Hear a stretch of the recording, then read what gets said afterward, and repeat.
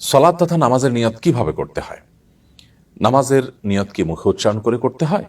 একই প্রশ্ন চলে আসে সিয়াম তথা রোজার বেলায়ও, যে রোজার নিয়ত দোয়ার মতো গদবাধা কোনো কিছু মুখে আওড়ানোর মাধ্যমে করতে হয়, নাকি আমি অন্তরে সেই কাজের ইচ্ছা পোষণ করলেই নিয়ত হিসেবে গণ্য হবে?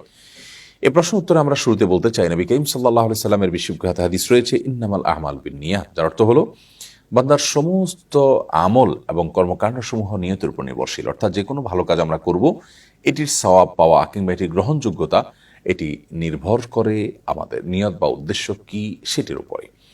এই জন্য প্রত্যেকটি ইবাদতে, যে কোনো ভালো কাজে আমাদের নিয়ত অবশ্যই থাকতে হবে, উদ্দেশ্য অবশ্যই থাকতে হবে আল্লাহ তাআলার সন্তুষ্টি অর্জন, আল্লাহ তাআলার নির্দেশ পালন। নিয়ত মূলত আমাদের সাধারণ এবং জাগতিক যে কর্মকাণ্ডগুলো আছে, যেগুলো আমরা অভ্যাসগতভাবে কিংবা গতানুগতিকতা থেকে করি, সেই কাজগুলো থেকে আমাদের ইবাদতকে পৃথক করে দেয়। এই জন্য এটাকে পার্টিশনের মতো বলা যেতে পারে। ধরুন আপনি ব্যবসা করছেন, সেই ব্যবসাটা বৈষয়িক উদ্দেশ্যে করে থাকেন, এটি আপনার নেহায়েতি বৈষয়িক কাজ হিসাবে গণ্য হবে। কিন্তু এই একই কাজ আপনি যদি করেন, সেক্ষেত্রে আপনার যদি উদ্দেশ্য থাকে যে আল্লাহ রাব্বুল আলামিন নির্দেশ করেছেন পরিবারের ব্যয়ভার নির্বাহ করতে, সেই জায়গা থেকে, দায়িত্ববোধের জায়গা থেকে, আল্লাহ নির্দেশ পালনের জায়গা থেকে আমি এটি করছি, তাহলে সেক্ষেত্রে সেই জাগতিক কাজটিও কিন্তু ইবাদতে পরিগণিত হতে পারে। এজন্য নিয়ত বা উদ্দেশ্যের মাধ্যমে যে কোনো কাজের ফলাফল এবং এ কাজের যে মূল্য, সেটি কিন্তু পরিবর্তন হতে পারে। সালাত বা নামাজ তথা রোজা, এ সমস্ত ইবাদতের ক্ষেত্রে আমাদের প্রথমত নিয়ত থাকতে হবে, উদ্দেশ্য থাকতে হবে যে আমরা এটি ইবাদত করছি, এটি ব্যায়াম নয় বা জাগতিক কোনো কাজ নয়, এটি আল্লাহ নির্দেশ পালনে আমি করছি। এটি সাধারণত আমাদের নামাজ বা রোজার ক্ষেত্রে থাকে যে আমরা এটা আল্লাহ নির্দেশ থেকেই করছি, আলহামদুলিল্লাহ। কিন্তু ইবাদতের এই ইবাদতগুলোতে নিয়ত করার ক্ষেত্রে আরো সুনির্দিষ্ট করতে হয় নিয়তকে। সেটি হলো যে, ধরুন নামাজের ক্ষেত্রে আমি কোন নামাজ পড়ছি, ফজর না জোহর না আসর না মাগরিব না এশা না অন্য কোনো নামাজ, সেটিকে নির্দিষ্ট করতে হয়। ধরুন আপনি ভোরবেলায় ফজর ওয়াক্ত হওয়ার পর সালাত আদায় করছেন, আপনার ইন্টেনশন থাকতে হবে যেটি আমি আজকের ফজরের যে ওয়াক্ত আছে সেই ফজরের সালাত আমি আদায় করছি। এই উদ্দেশ্য যখন থাকবে তখন আপনার নিয়তটা শুদ্ধ হলো এবং কিছুটা পূর্ণাঙ্গ হলো। কিন্তু এটিকে আরো পূর্ণাঙ্গ করার অপশন আছে, কারণ ফজরের সালাতের মধ্যে আবার 2 রাকাত সুন্নত আছে, 2 রাকাত ফরজ আছে। অথবা আপনি যখন নিয়ত করছেন, আপনার ইন্টেনশন যদি থাকে যে আমি ফজরের সুন্নত নামাজ এর নিয়ত করছি, তাহলে সেটি সুন্নত হিসেবে গণ্য হবে। আর যদি আপনি ফজরের মূল নামাজ যেটি ফরজ, সে উদ্দেশ্যে আপনি সালাত শুরু করেন, আপনি যখন হাত উত্তোলন করে আল্লাহ করে সালাত পড়ছেন, তখন আপনার যদি উদ্দেশ্য থাকে আমি ফজরের ফরজ সালাতটি আদায় করছি এটি, তাহলে সেক্ষেত্রে সেটি ফজরের ফরজ সালাত হিসাবে গণ্য হবে। অর্থাৎ আপনি যে পাবেন, যে নিয়ত করবেন, সেটা হিসাবে পরিগণিত হবে। অতএব আপনি সুন্নত যদি পড়েন ফরজের নিয়তে, তাহলে সেটি আদায় হবে না। আবার ফরজ যদি সুন্নতের নিয়তে পড়েন, তাহলে সেটি আদায় হবে না। এই জন্য হাদিসে বলেছে ইন্নামাল আমালু বিন্নিয়াত, আমলটি আপনার নির্ভর করে নিয়তের উপরে। কি নিয়তে করছেন সেটাই হবে। সুন্নতের নিয়ত করে থাকলে সুন্নত হবে, ফরজের নিয়ত করে থাকলে ফরজ হবে। তাহলে নামাজের নিয়তের ক্ষেত্রে আমরা যেভাবে নিয়ত করবো তা হলো, প্রথমত আমি এটি নামাজ পড়ছি আল্লাহর নির্দেশে, সেটা তো আমাদের মাথায় থাকেই সাধারণত। এর পাশাপাশি আমাদের দ্বিতীয়ত যেটি মাথায় থাকতে হবে তা হলো, এটি আমি কোন নামাজ আদায় করছি।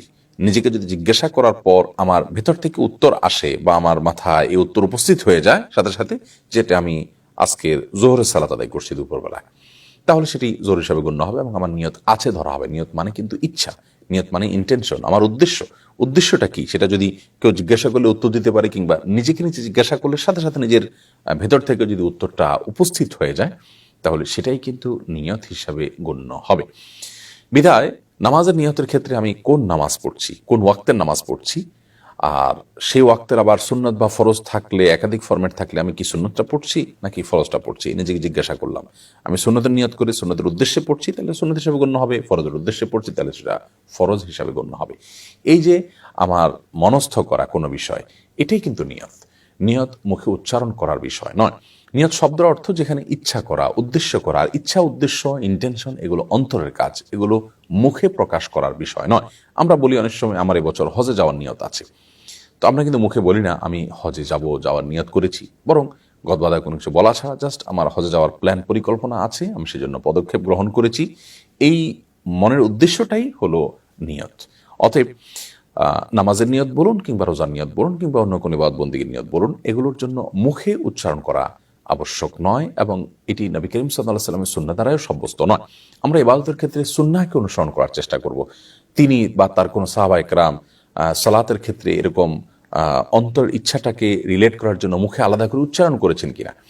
আমরা যদি একটু খুঁজি তাহলে দেখতে পাবো যে এ বিষয়ে মুখে উচ্চারণ করা ইবাদতের আগে, নামাজের আগে, রোজার আগে এরকম কোনো বর্ণনা কিন্তু তার থেকে পাওয়া যায় না। বিধায় অন্তরের উদ্দেশ্যটাই নিয়ত হিসেবে যথেষ্ট হবে এবং গণ্য হবে ইনশা আল্লাহ তাআলা। আলাদা করে মুখে উচ্চারণ করার কোনো প্রয়োজন নেই।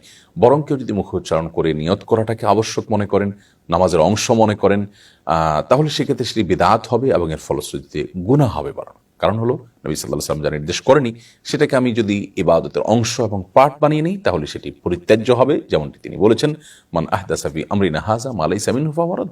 ইবাদতের ক্ষেত্রে আমরা যা নির্দেশ করিনি এরকম কোনো যদি নিজে থেকে কেউ আবিষ্কার করে না, যোগ করে না, তাহলে সেটা প্রত্যাখ্যাত হবে। যদি অনেক উলামায়ে কেরাম বলেছেন যে মনের ইচ্ছাটাকে, অন্তরের ইচ্ছাটাকে আপনি মুখে উচ্চারণ করার মাধ্যমে জাস্ট অন্তরে কি সেটাকে প্রকাশ করলেন বা রিলেট করলেন, আপনার উদ্দেশ্যটাকে আরো নিশ্চিত করলেন, এটিকে অনেক উলামা মুস্তাহাব বলেছেন। আবার অনেক উলামায়ে কেরাম এটিকে মাকরু বলেছেন। যার ওয়াসওয়াসার রোগী যিনি, অর্থাৎ যার মধ্যে যে কোনো কাজ নিয়ে যথেষ্ট ধোঁয়াশা কাজ করে, তিনি নিজের সন্দেহের রোগে ভোগেন, তো এরকম ব্যক্তিদের ব্যাপারে অনেক ওলামায়ে কেরাম অবশ্য বলেছেন যে তারা মুখে যদি উচ্চারণ করে নেয় নিজের সন্দেহটা দূর করার জন্য, সেটি জায়েজ হতে পারে, সেটি না জায়েজ হওয়ার কোনো কারণ নাই, সেটি সালাতের অংশ নয়, জাস্ট তার সন্দেহের যে প্রবণতা বা রোগ সেটি দূর করার জন্য তিনি করতে পারেন। আর সাধারণ অবস্থাতে আমরা কি নামাজ পড়ছি, কোন ওয়াক্তে নামাজ পড়ছি, সুন্নত না ফরজ, জাস্ট আমার স্মৃতিতে আছে, নিজেকে জিজ্ঞাসা করলে উত্তর পাওয়া যাবে, এতটুকু থাকলেই নিয়ত হয়েছে গণ্য হবে এবং আমরা সালাত আদায় করে ফেলবো।